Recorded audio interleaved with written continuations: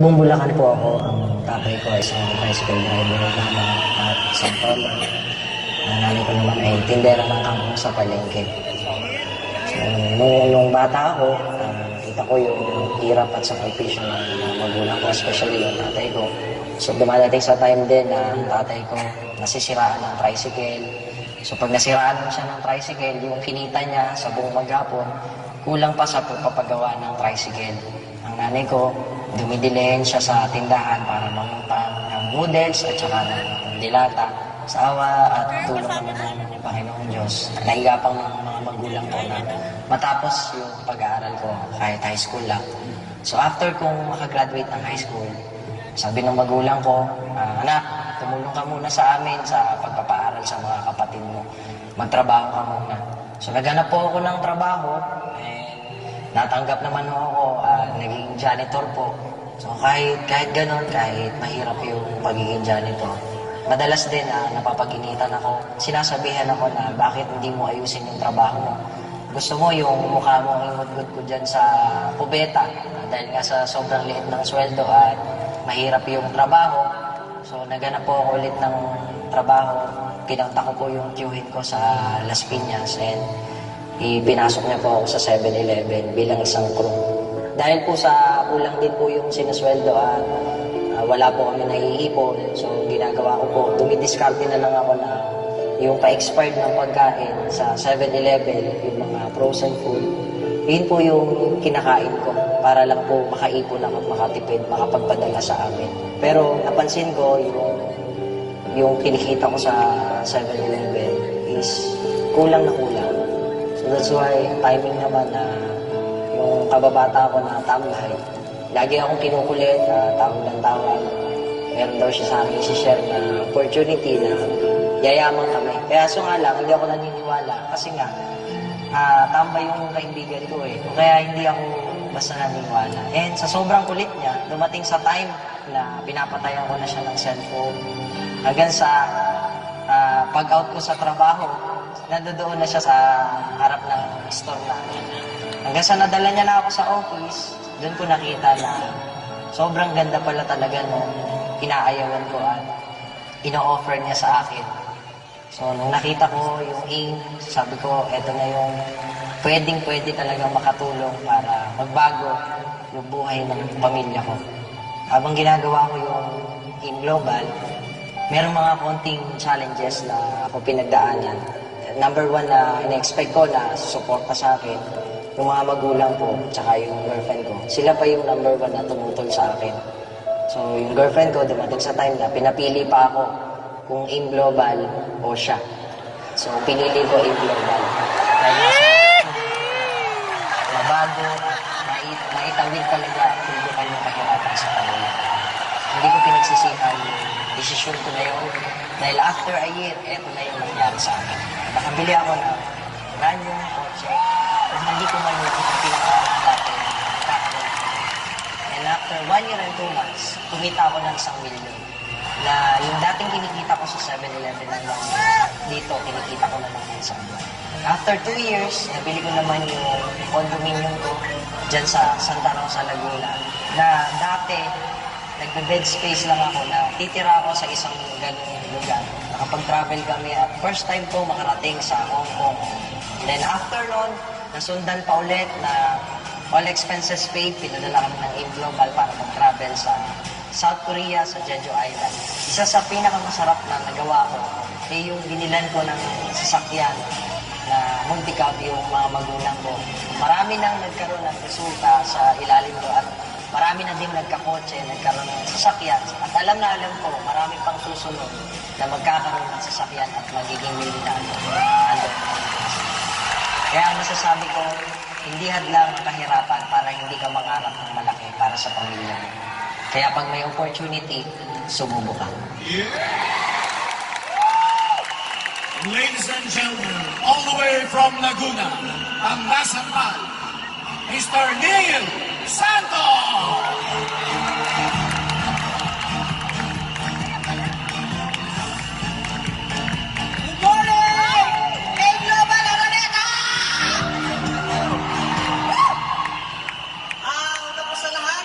Sobrang ganda ng video, may isang oras lang po binigay sa akin para tapusin yan. Thank you po kay Apply John B, kay Miss Jang, at saka kay Miss Donna na na-shoot po ito ng maganda dun sa mga part po ng gumawa.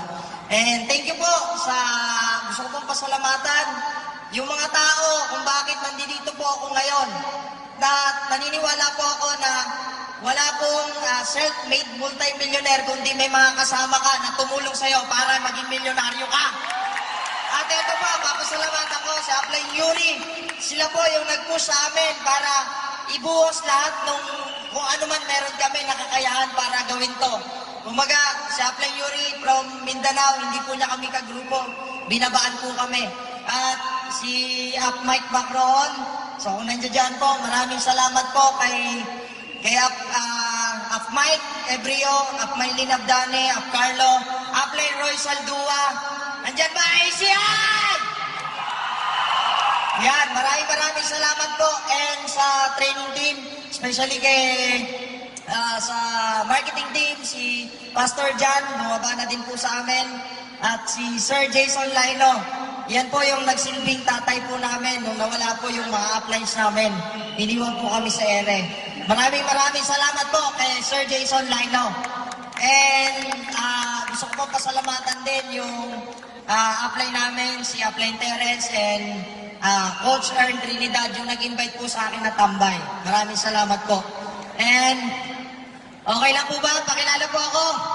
Yeah, my name is Neil Santos. Dati po akong janitor. So, yung janitor po, hindi ko po ikinakaya din sa pinagmamayabang. Medyo mataas po ang posisyon ko that time. Sa second floor ko kasi ako naglilinis. Yeah.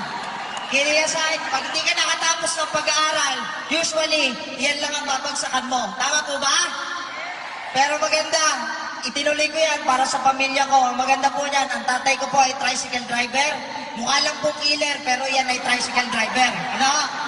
Ang nanay ko naman ay tindera sa palengke ng kampong po. So kung mapapansin niyo po, yung lababo namin, minsan po, nawawala po yan. Ang sabi ng nanay ko, nasa na yung lababo natin? Sabi nung kapatid kong bunso, na kay Dico, kinuha. Ano ginawa doon? Dinidikit yung mga pangarap niya. Nagagalit po sa akin, every time na nakikita po na may pangarap ako na pinag-uusapan, sabi sa akin ng nanay ko, anak, huwag kang mangarap ng mataas kasi ang bagsak mo sa lupa. Sabi ko, Nay, naririnig ko po sa mga training, binagit ko sa nanay ko, Nay, mangangarap ako ng mataas para pagbagsak ko, sa ulap ako babagsak. Sabi niya, ayan ba tinuturo sa mga global na yan? Sabi niya, huwag kang papakita sa akin. So nakakatuwa po noon, pinalayas po ako ng nanay ko. Totoo po pala yun. Pag baliw na baliw ka na sa global, lahat ng mga kamag-anak mo, sila na ang kontrabida ng buhay mo.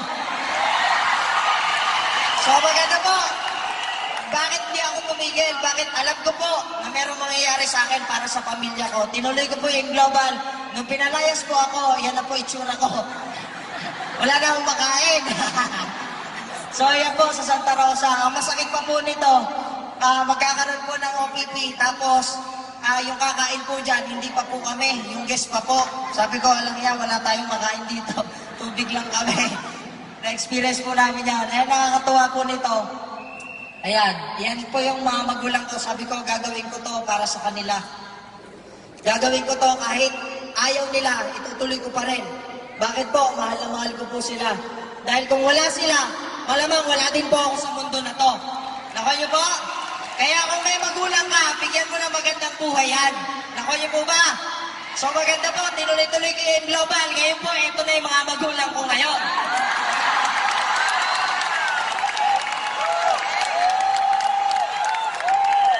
Babaguhin po talaga. Ngayon po, proud na po sila sa akin ngayon.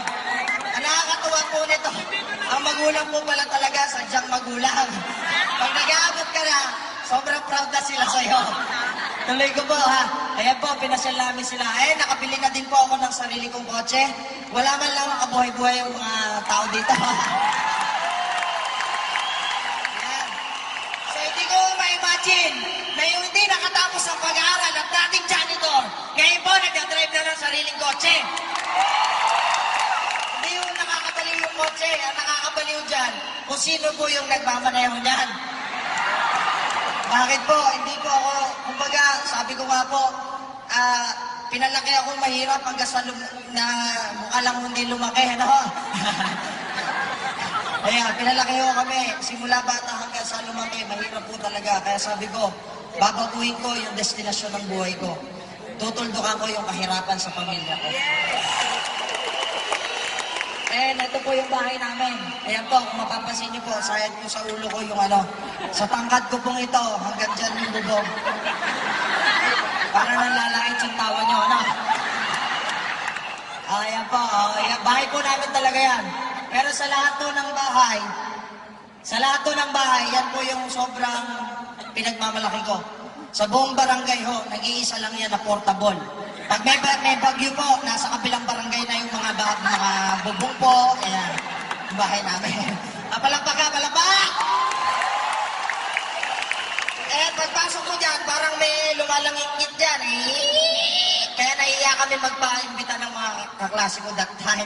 Sobrang hirap po. Kaya sabi ko, pag nandito ka sa lugar na to, hindi ka na talaga mangangarap. Nakuha niyo po? Pero maganda po noon, sabi ko, ayoko talaga sa ganitong buhay. Sabi ko, gusto ko maginhawa. Nakikita ko kasi mga kaibigan ko, nabibilhan sila ng laruan ng mga magulang nila. Kami po, wala. Putik lang po yung laruan namin. Sobrang hirap po, pero sabi ko, itutuloy ko talaga itong nasimulan ko. Hanggang sa tinuloy-tuloy ko po, eto na po yung bahay ko po. Nakabili po ako ng sariling condominium. Walang kabuhay-buhay, palakpak nyo!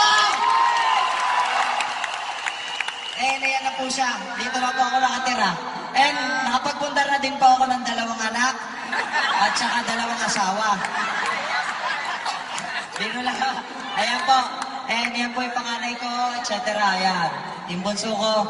And masarap pong makita yung mukha ng mga anak mo na sobrang saya. Na hindi po matatawaran ng pera. Sobrang sarap po. And nahit ko na din po yung Global Ambassador, Millionaires Club, and napasama po ako sa top 500 worldwide noong 2018. And yan na lang po, nag-gold po. Yan, dati map yung hawak. And masarap din yung ikaw naman yung pinagsisilbihan. Gusto niyo po ba yun? So, 2 klase po ang tao sa mundo, isang mahirap, isang mayaman. Pipili ka po kung ano yung magiging destinasyon mo doon. Nakuha niyo po, wala pong gitna. And yung asawa ko po, ayaw na din po akong pakawalan. Mahigpit po ang kapit sa akin. Ayan po. Narating na din po sa Hong Kong and sa South Korea, yung pinaka-latest po na napuntahan namin. At salamat po sa InGlobal. Yan. So, yung dating janitor po, yan po. Kumbaga, sabi ko po, what if walang maniwala sa akin nung ginawa ko to? Ang maganda po noon, sabi sa akin ng kaibigan ko, maging positibo ka lang. Sinisimulan mo pa lang, dapat maging positibo ka. Meron at merong maniniwala sa'yo. Sige pa, palakpak po. Eh, nagkaroon po kami ng event last 2018 sa Santa Rosa. 1,000 po mahigit yung naniwala sa akin at member ko ngayon sa InGlobal sa Santa Rosa. Event pa lang po ng grupo ko po ito. At nakasama po namin si Pastor Jan, na witness na po ito. Thank you po, Pastor. And ayan po, yung mga tao, Sir Jason, yung mga tumulong sa amin, nag-start kami. And yung upline ko po na tambay, siya po yung papasalamatan ko habang buhay. Kaya kung katabi mo yung nag-invite sa'yo, ngayon pa lang po, pasalamatan mo na yan.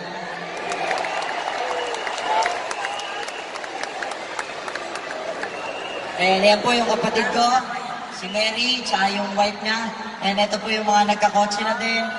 Ito po yung core leader ko po, na talagang kahit sa hirap at ginawa kasama ko po. Palakpakan po natin. Hindi ko po sila tinuring na downlines o leaders. Naalala ko po yung sinabi po sa akin nung tumayo po si RTD po, huwag mo ituring na downlines o leaders yung mga downlines mo, kung di ituring mo yan na family mo, extension ng family mo. The moment na itinuring mo pamilya yan, sigurado next time, ikaw naman ang tatayo dito. And ayan po, kumbaga po, sabi ko nga po, maniwala ka sa sarili mo na kaya mo. Paniwalaan mo na ang InGlobal ang magdadala sa iyo sa success sa buhay mo. At paniwalaan mo din na this year, 2020, tutuldukan mo na ang kahirapan sa pamilya mo. Good morning po, my name is Sin Santos, Etugan. Vida Glory. Phil Thank